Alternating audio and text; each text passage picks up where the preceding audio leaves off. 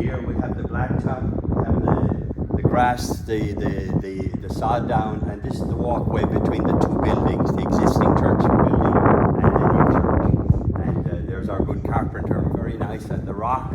So it'll be maintenance free, we hope. The acoustical panels are on the ceiling, and we have the lights. The pendant lights are in honor of the Trinity.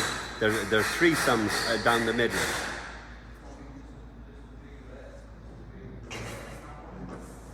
And from the other church, and underneath the cross will be the painting of the Last Supper.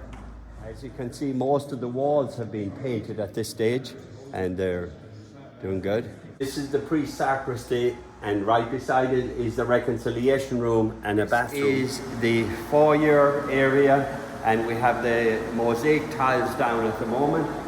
And off the foyer is a lift to the second story, and we have the kitchenette, we have the bathrooms, we have an usher's closet, and we have the bride's room.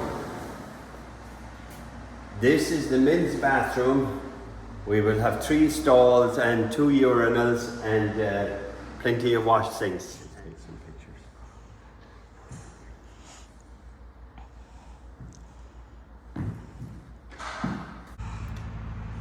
This is the drop-off area in front of the church. Very nice area, and then we're on the main road, and up overhead this building there will be storage, and the grass and the trees are all down now, so we're in good shape landscape wise, and the blacktop is really looking nice. So there you have it. This is the Celtic cross, and the boys are up there finishing the plastering.